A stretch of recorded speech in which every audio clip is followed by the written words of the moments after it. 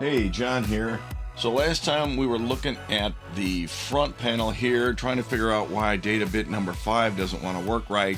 We talked about how it's related to the M1 signal as well as the address 5 and address number 13 over here. It's all really the same thing, all tied together by this cable right here. We got a bunch of clues, and I kind of slept on it a little bit, and I think I got another idea here. What I want to do is isolate whether or not the problem is caused by the front panel or the CPU card. Now, if the problem is on the CPU card itself here, it might be that the CPU data bit number 5 just cannot drive its output. It might be, the CPU itself could be busted in some way on that one particular signal. That is also another possible cause. But there's something interesting that we can do here. We can unplug this cable. Even while it's running, there's no power or anything in here. It's just data signals. And that might give us another clue. So let's turn this thing on.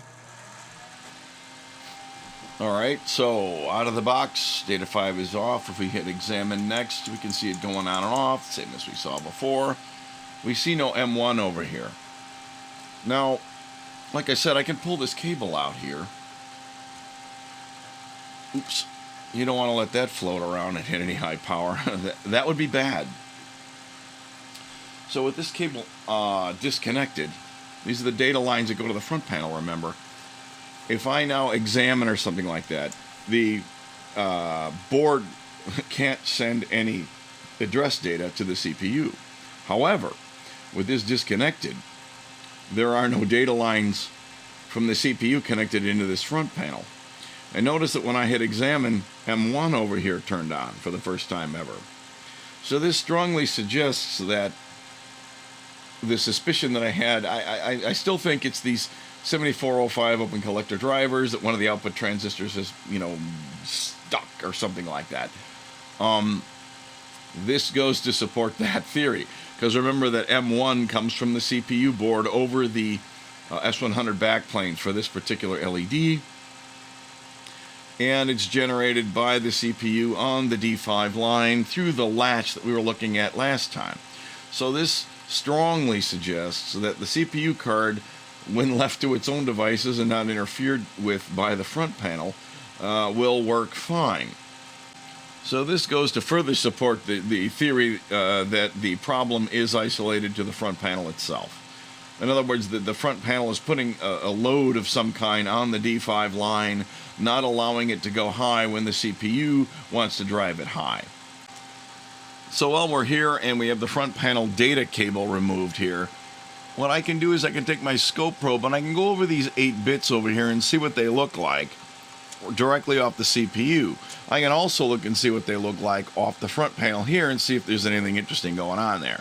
Because it does look like the CPU is working now, or it might be working now because the M1 light's going on.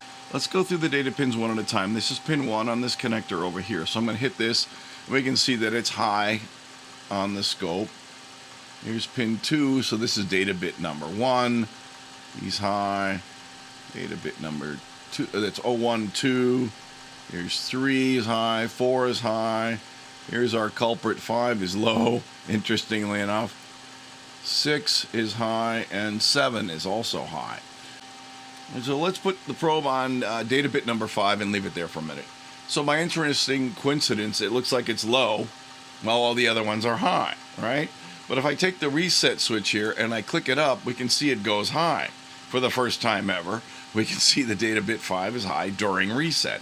So that is either floating and pulled up by these pull-up resistors over here on the CPU card, or the CPU itself is actually driving the data bus out and high, which I'm sure it is not during the reset signal.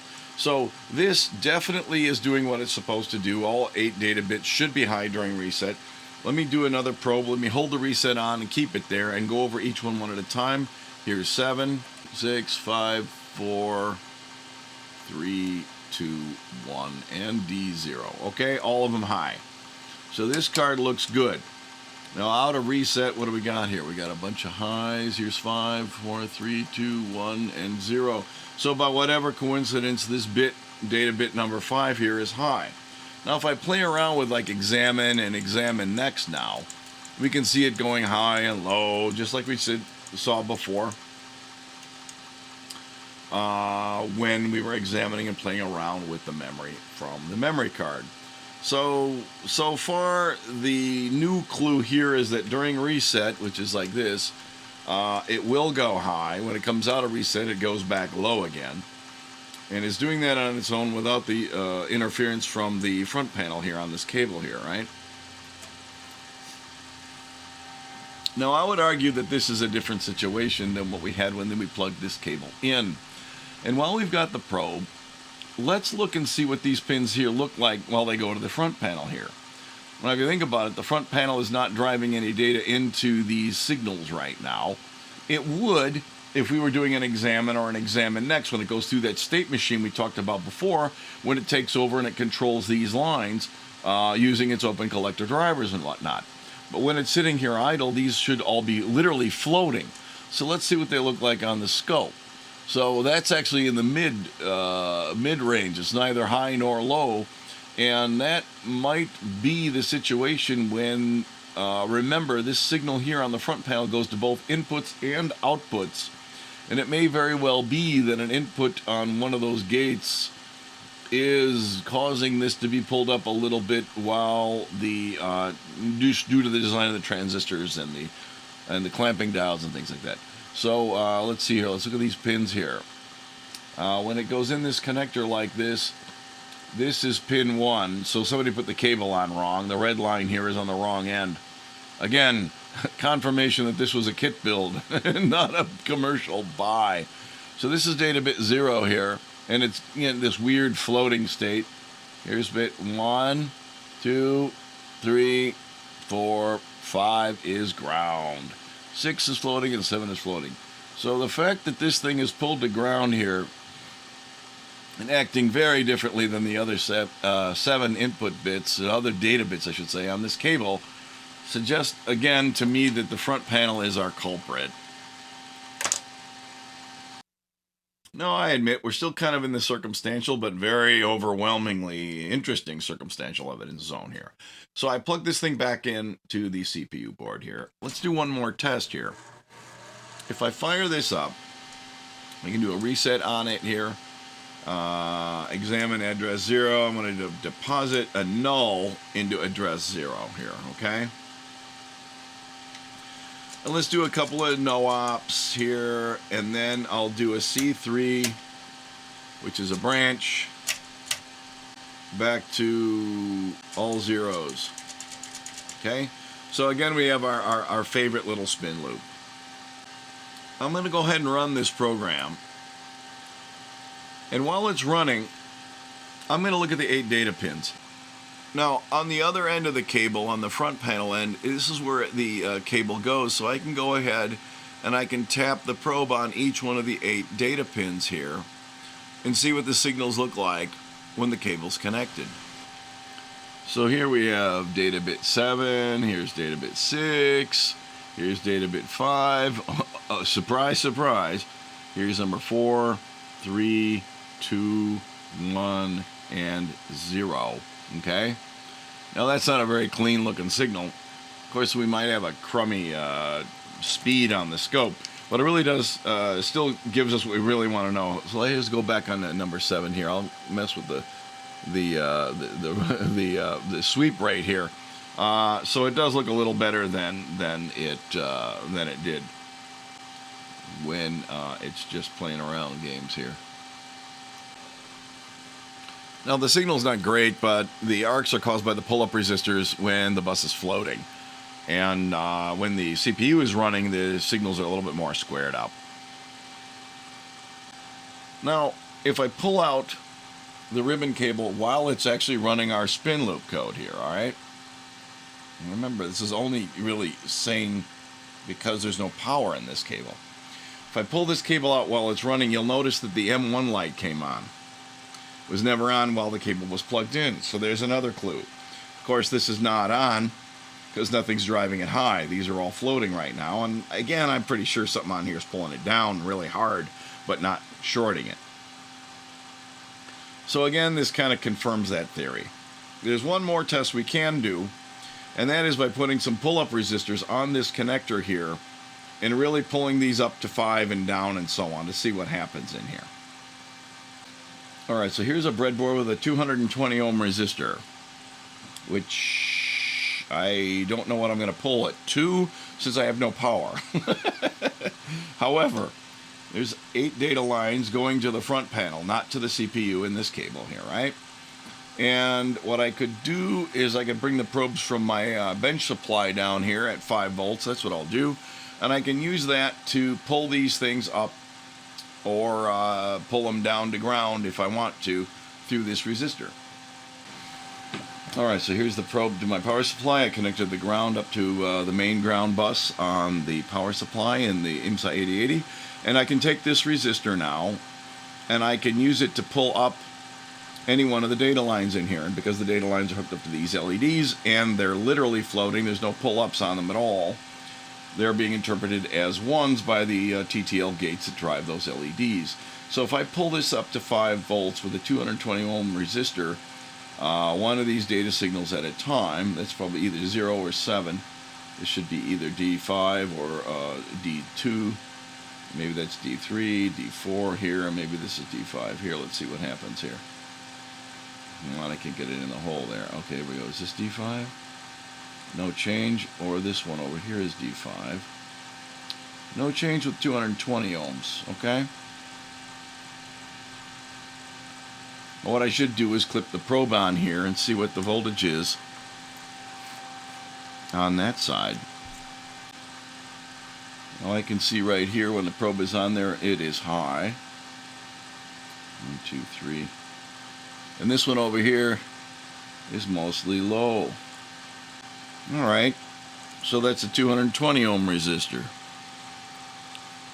Now what if we get a bit more aggressive and put on a purple, green, black, which is, 75 ohms? Okay. So here's 75 ohm pull up to 5 volts on data bit number 5. Now we see that LED go on. And we can also see on the scope as I tap it on and off here, it's certainly not up to 5 volts like it is if I go to, say, pull up on D7 over here, okay? But it's enough to make the LED go on versus not go on. And that kind of supports my theory that the problem is probably something that's overcoming the drive of a circuit on the front panel pulling this thing down in conflict with the bus transceiver on the CPU card that really wants to pull it up. And we know that the bus transceiver chip on the CPU card is much higher current capacity than the open collector drivers and other parts do on the front panel. Pretty much convincing myself that either U6 here or U1 right here are the most likely things to have gone awry. And to verify those hunches, I need to disconnect pin 2 of U1 or pin 8 of U6. Now I can either pull out the entire chip, which would be a major operation, plus most likely I have to replace them, or I can either clip a trace on the back of the PC board, or maybe just clip the pin off of the chip to just separate it. And if I just clip the pin off, it seems to me that I could probably just solder a wire jumper back onto that pin if it turns out I did so unnecessarily. It's probably the least amount of work, easiest thing to do. It'll cause the least amount of damage, because if I do screw up the chip, I can always replace the chip. If I cut traces on the circuit board, that's actually not that hard to do either, but it'll mess up the circuit board. I'm not that concerned about it because I always solder some jumpers on the back, but it'd be nice not to do too much, permanent damage, because if I mess with the chips, I can always replace the chip and get it back to its pristine state, which is, my top priority. So, in ease of in order of the easiest first, I think that U1 will be the first one I'll try, because pin 2 is more easily accessible on U1 than pin 8 is on U6. And that's because U1 is right here, behind this switch right here, and pin 1 is on the top right there. So pin 2 is easily accessible. Turns out U6 is over here, behind this switch, and it's similar to U1 over there, but if I need to cut pin 8, it's buried way down inside here, behind underneath this switch. It's not on the top row of pins here, it's way up underneath there. So I think I'm going to take a swing at this one first. Alright, so pin 1 is in this upper corner here, so this is pin 2 right here. Now I'm going to cut and leave a little bit of the metal. Do not cut it off the chip too close, because I want to be able to solder back onto what's left hanging out there if I can. And I can cut way down by the PC board if I want, but if I leave a little bit down there, I can actually resolder this together if I want to, all from this side. Alright, damage is done. Let's see if I can get a good close-up in here. Alright, so you can see I severed off pin 2. It's a clean break. There's nothing connecting them together there. Alright, let's see what happens here. Well, that doesn't necessarily mean it's right, because it came on right there. Let's see what's going on here now. Because I've cut that particular chip, I can no longer deposit a 0 in this bit position here to the CPU, because there's nothing to pull it down. So let's go ahead and deposit all 0s in there, and it did deposit the all 0s. So I think that what we have there is the wrong pin. That is unfortunate, of course, because I'm doing damage here. But M1 is on. Huh. There's more to this than meets the eye. Let's see here. Let's put 0 in here. Why am I able to put 0? Oh, I can put 0 in here because it's handled by these switches here, which are not using U1. U1 is only used by the next command, because it puts a no-op on the bus. So I can deposit. Can't really deposit next because I can't put these no-ops in there. But I can do an examine like this, and I can do a deposit.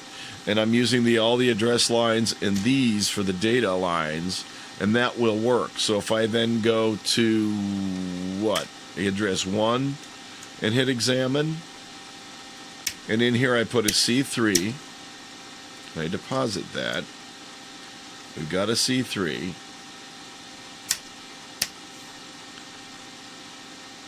What happens if I do a next? It does advance it. But what I'm probably executing is not a no-op, by the way.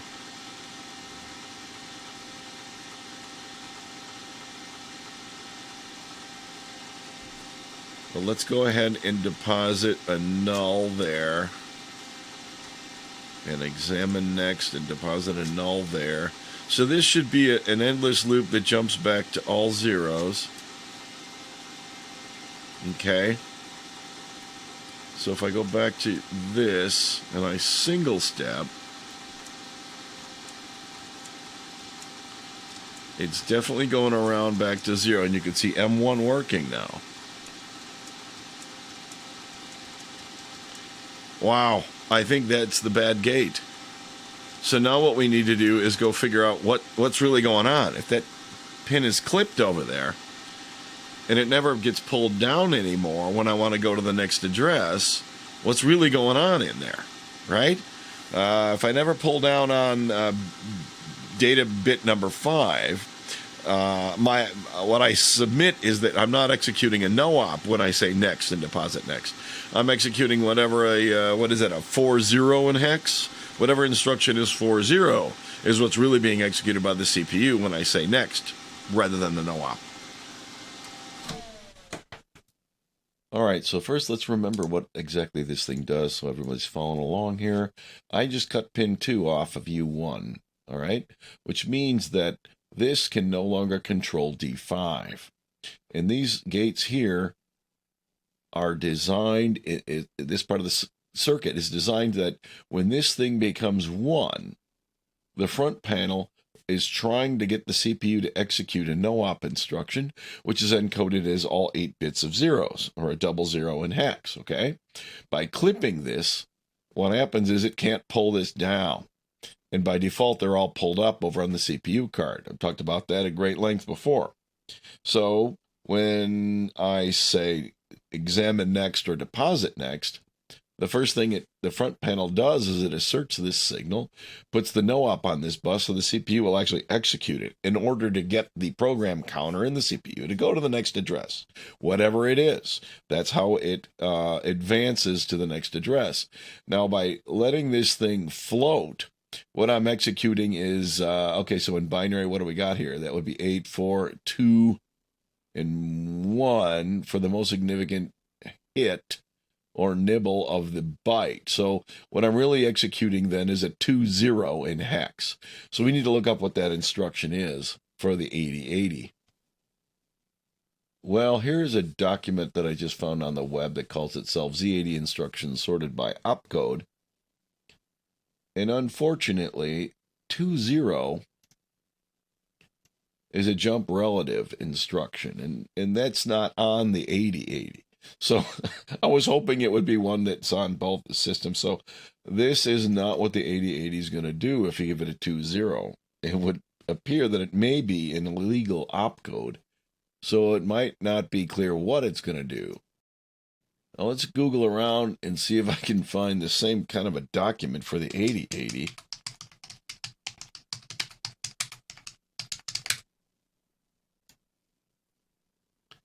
Well, there you go. What do we got here? So that's something 20, no op. Well, isn't that lucky? Wow. Okay then. The illegal instruction is consumed the same as a no op. So in theory, this is obviously not an authoritative reference, but isn't that nice? So, wow, we guessed right on the first try. Well, that's a little anticlimactic. Right?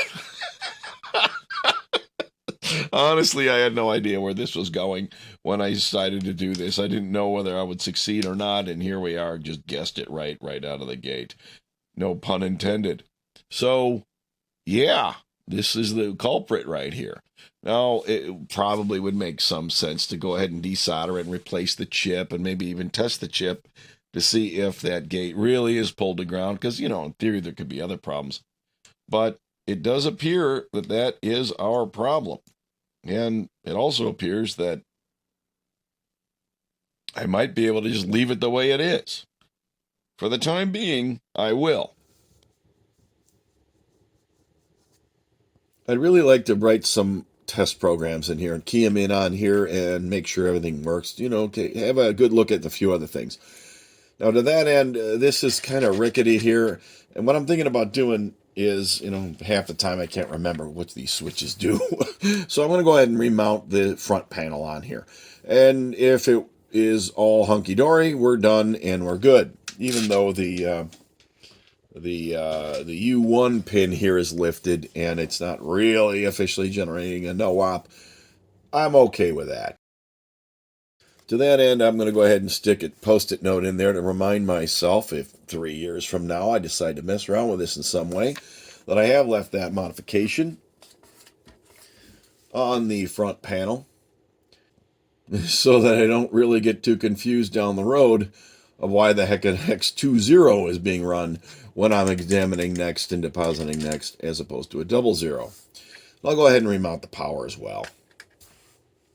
Well, I think the thing came back together again much nicer than it used to be. There was a sticker goo and writing all over in here. Some rubbing alcohol on there. Kind of cleaned that up pretty nice. So I think it looks way better than it did. And it actually, as far as we can tell, might even work now. Okay, so the big win, M1 comes on, right? We can hit reset, and we can see that all the LEDs come on, right? So far, so good. We can also run, and we can see the run light came on. That was good before. It's going, it's executing garbage, whatever's in the RAM. But you can see the M1 light is on. It's whatever. It's jumping around through various addresses and doing I don't know what, because it's just executing garbage. But we can now stop it. Before we remember, I couldn't stop it. I constantly have to jerky around with these two switches, hoping that there would be a glitch of some kind that would eventually allow the thing to stop. But the running and stopping now works correctly. And of course, the reason it couldn't stop before is that in order for stop to work, M1 had to be true. So that solves that problem. Let's go ahead and reset it. And let's key in a program to see if we can get some other tests done here, right? Let's make sure that these other LEDs all work on here okay, all right? So the input, the output signals, we can just execute input and output instructions to see if those go on. That would be nice. If we use the stack by calling a subroutine, that should go on. And the, what is that, halt acknowledge, I think, and interrupt acknowledge. These two, we don't have the, well, I guess I could halt the CPU to see if that goes on. But I can't do interrupts unless I have a card and write some drivers or something to generate the interrupts. So that I can't test, conveniently I can't test it. I can certainly enable the interrupts to see if that LED goes on. So the easiest program we could possibly do would be to enable the interrupts, and that's an FB for the 8080. It was an 9AB. Deposit that, and then put some nulls after it for good measure. All right, so if I just simply said single step, it'll execute this instruction, and you see the interrupt enable LED go on, so that works. Let's go ahead and reset it so that there's no possibility of noise coming in on the interrupt line causing it to do something unexpected. So far, so good. I wrote a little program here that does the other things that we want to try. Now, I think in Z80, so I wrote it in Z80. I got to remember only to use instructions that are valid for the 8080. These are the 8080 mnemonics over here, where LXI, stack pointer. This is a 16-bit load, where the Z80 is just simply LD, like all the other loads. And the other real difference is that JMP is used instead of JP for the jump. So I'm going to go ahead and code this in here. So 31 deposit is the opcode for the load, the stack pointer with 0010. So that loads the stack pointer with hexadecimal 1000, which is in our memory and out of the way, right? So then what do we want to do? I want to say CD, that's a C, 8, what is that? 9ABCD. And then I want to put that in there. And then I want to call to what is it? 10. So that's address 0010 in hex like this, all right? So then I got to jump back to the beginning of the program. So it's C30300.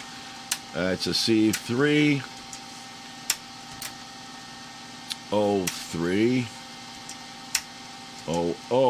And then I'll just put a couple of nulls in here until we get up to 10 in hex, where I want to put my little subroutine that's just going to read in from port FF, right back out to port FF, and return from the subroutine.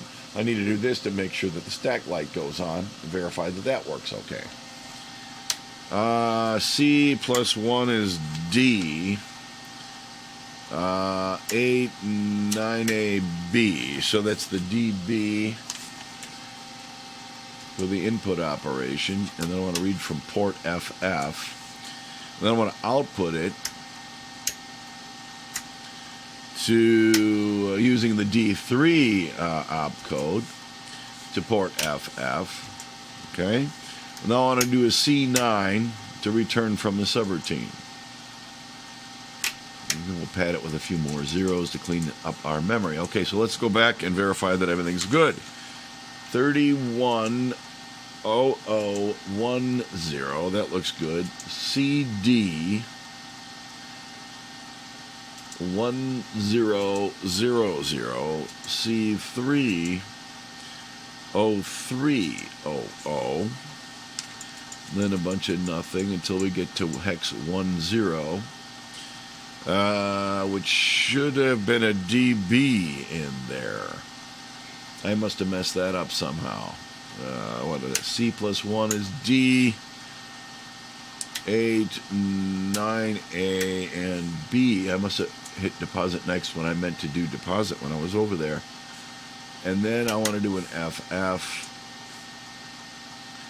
And then I want to do a D3, FF. And then I want to do a C9. And the C9 should have gone in at address 14 on my notes here, and that's a 14, so that looks good. So then we can put more nulls. Let's go back and look at it again here. Get back up to 10 in hex. Fine, so there's my DB.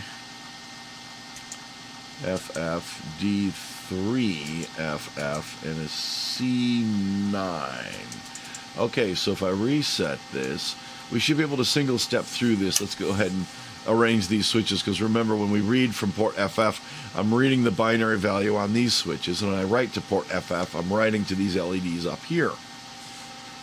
So let's single step through this from the beginning. Make sure we're reset, okay.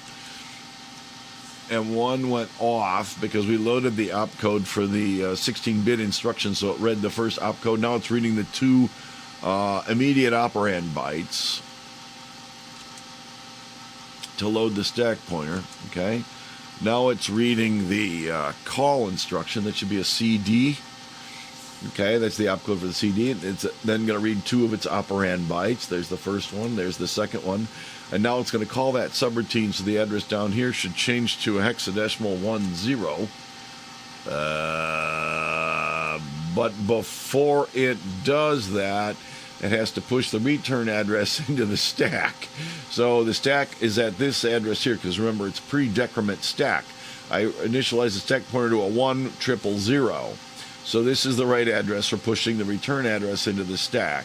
And that's why that light is going on. The read light is not on, and this is low, so it's writing a 0 into that address right now.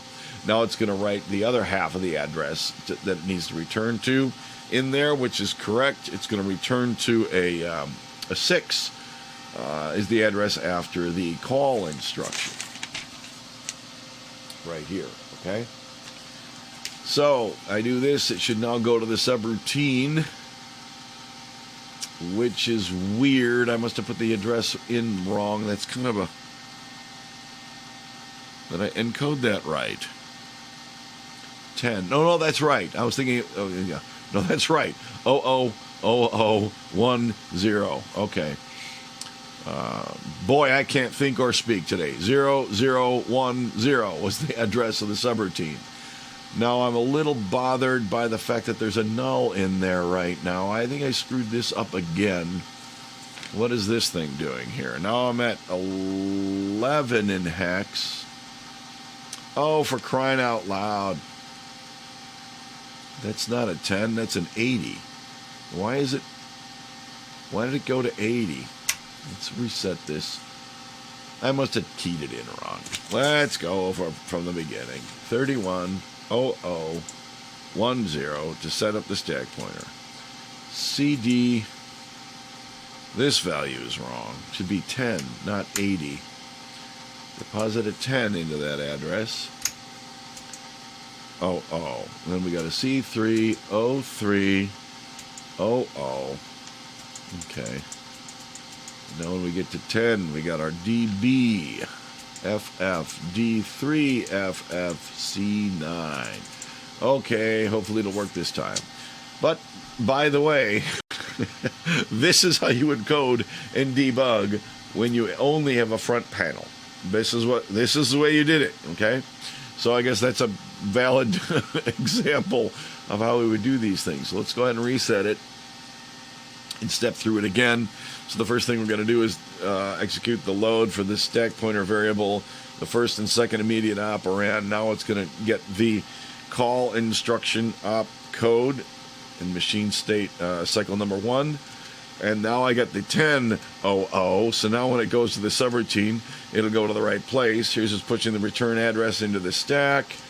Now it goes to address 10 like it should, and we've got our DBFF. Now at this point, once I click this, it's going to read the value of these switches. So let me flip these two up so it gets something other than all zeros. And we know it's still reading the operand because M1 is off. So when I click this, now it's reading. It's doing the input operation, okay? The next thing it does is this is the opcode for the out instruction, hopefully, to port FF. And now it will write the output value into the output latch here. Well, you'll notice it's blank right now.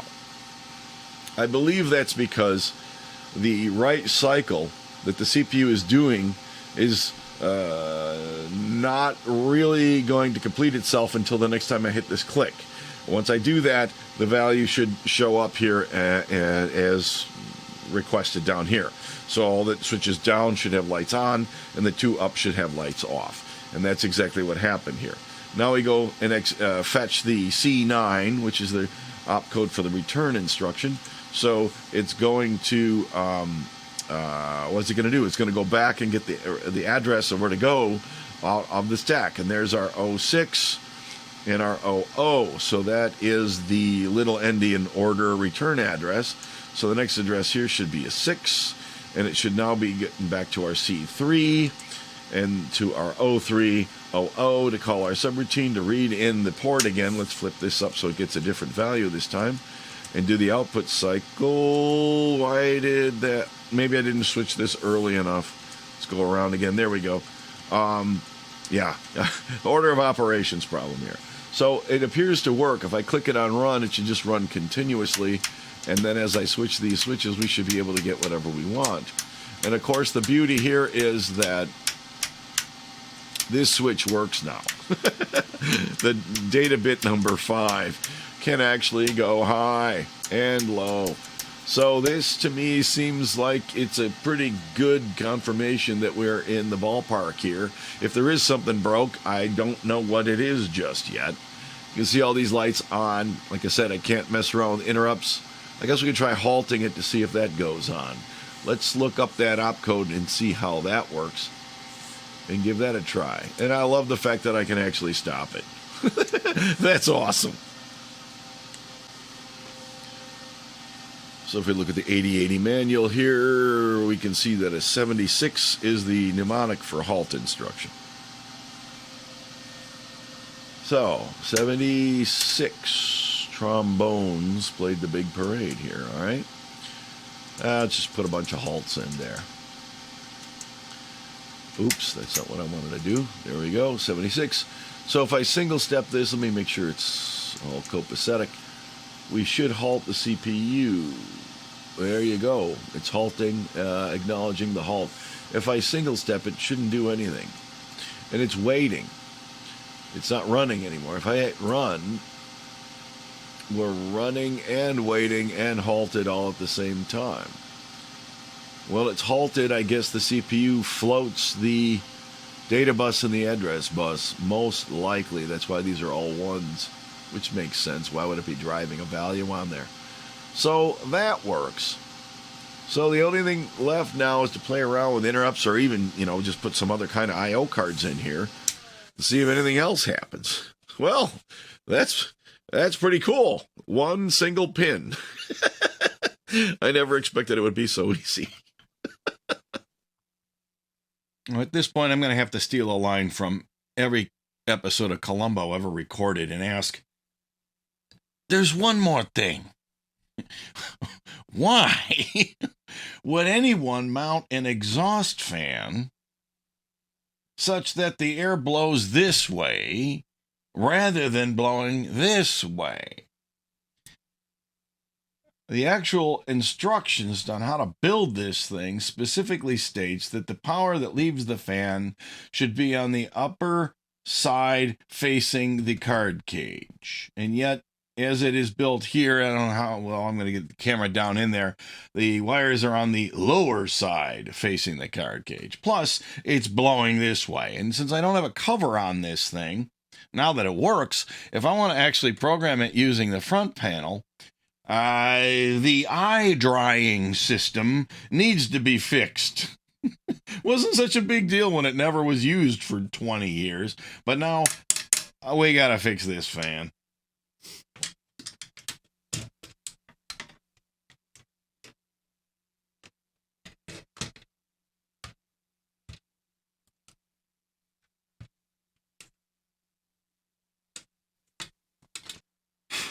There we go. And now all we have to do is find a case or build one, or at least some sort of a cover, so that things don't fall into the top. And now, when I program it, even without the top, I can do so without going blind.